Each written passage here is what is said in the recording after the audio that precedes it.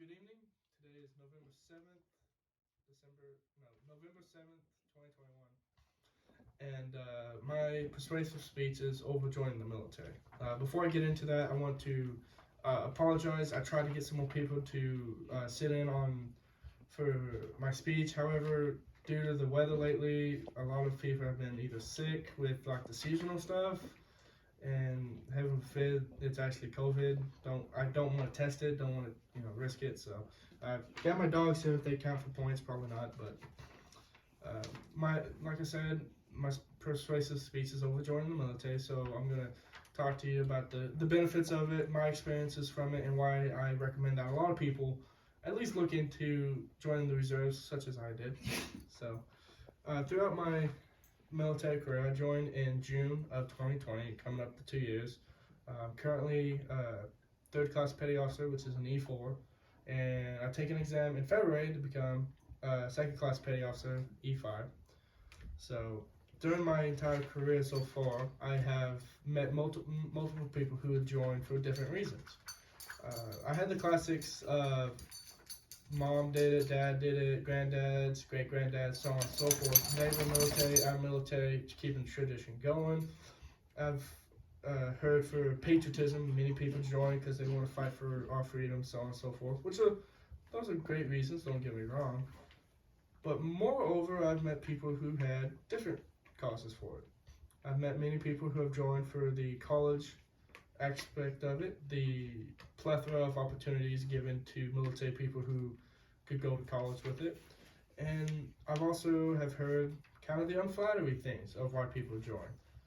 I've had people who were previous addicted to certain things, and after getting clean, joined and made a better life for themselves. I've met friends who only joined because they had a child out of wedlock, or just got married and had a child and didn't have any way to take care of it. So they joined for a better life for their child. One of the benefits that I noticed from anyone who joins active or reserve is it gives them that stability. It allows them to keep a hold of a job easier. It allows them to attend colleges easier, and it relieves some of the stress of paying bills.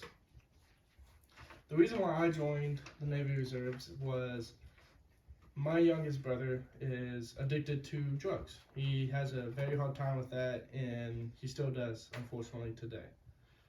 At the time when I joined, my brother needed more money than I could get my hands on at the time. They gave us about 6 months until the end of his probation and all that to have the money, or he's going to get locked up for a very long time. So I joined the Navy Reserves. I spent my time in boot camp, went to A school, which is where they teach you your job for the Navy.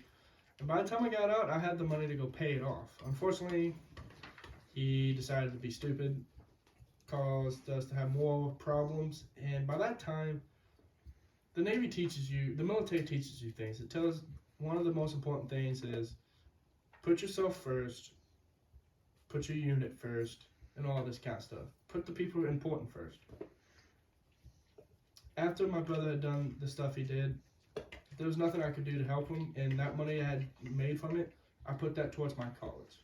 I knew that if I wanted to help him later on down the road, I needed to be educated to have a good job to help him later on down the road. So that's why I joined, and I haven't regretted it since. I've enjoyed it. I've met many people throughout my career that have given me both financial advice, relationship advice, personal advice, family advice, so on and so forth.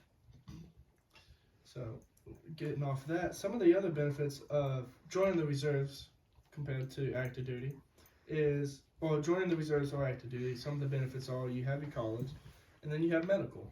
You have dental, health, eyes, all that, and then we also get a life insurance policy, so on and so forth. The differences between the active and reserve side is your requirements to get them. For active duty, you get them after 120 days of service.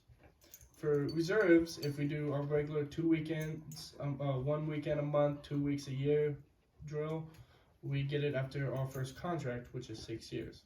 Afterwards, we can get our college benefits, we can get our VA benefits, and so on and so forth. what can the reserves offer anyone, right? The reserves can offer a lot of great things. It can help jumpstart your career, whether you're going to college or trying to go straight into a trade school or to a job that would require an associate's degree minimum. I recommend anyone join the reserves because there's hundreds of jobs, everywhere from civil engineering corps, such as what I am, all the way to paper pushers, if you catch my meaning. People who just do paperwork, sit in the office and do paperwork. There's hundreds of jobs. Between your boot camp and A school, C schools, and other orders you go on, those can count towards college credits. I personally know a chief who, once he made chief, all he had to do was attend 12 hours out of college to get a bachelor's degree. Without any other college, just after he made enough rank and enough stuff, he got a bachelor's degree. The pay's not that bad either, based on your rank. You go in for 1 weekend a month. Personally, the way I set it up is I set up my health insurance, my dental, and my life insurance. Comes out of my drill pay. So I would drive up there, do drill, drive back, and I would make about $100. But I'm not paying for any of my stuff that, if I was doing it through my employer at the time, it'd be $400, $500, $600, which was ridiculous. There's a lot of great ways to make money in the reserves as well. Personally, you can go on orders and make money. And personally, what I do is I do Navy funeral honors for the West Virginia area. I travel from West Virginia, PA, Virginia, Maryland, and parts of Ohio. That's how big our compass is for Navy funeral honors. I do about 5 in a week. So it's a great way to make money. It's a great way to make retirement points, which will help you later on down the road. It will also make you look very good to your supervisor when it comes time for promotions. In conclusion, one of the hardest things for me to try to convince people of, a lot of people don't want to join the military because they're scared of going to war, they're scared of going to fight, or they just don't want to listen to people yell at them all the time. Truth of the matter is, you're only going to get yelled at until you make E4 for the most part. After that point, you understand what is expected of you, what is needed of you, and you understand what you got to do. Excuse me, sore throat.